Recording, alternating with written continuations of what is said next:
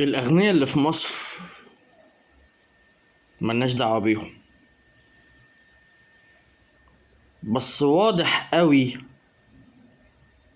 أنا بقالي كتير جدا ببحث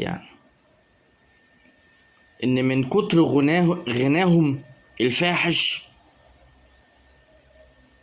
أي حاجة غالية بيشتروها عادي جدا. فالتجار عمالة تزود، ومحدش في دماغه الغلابة خالص.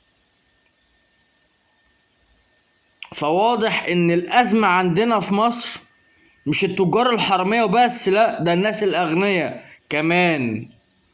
الناس الاغنياء عمالين يشتروا، لا فارق معاهم دولار ولا فارق معاهم اسعار عالية، معاهم مليارات زي عمرو اديب ولميس الحديدي والناس الفجرة التانية.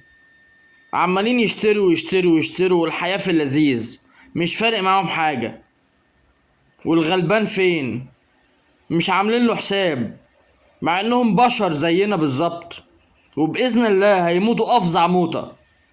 لعنة الله عليكم يا عمرو اديب ولميس الحديدي واحمد موسى والفجرة اللي زيكم، لعنة الله عليكم وعلى كل اغنية مصر الا من رحم ربي.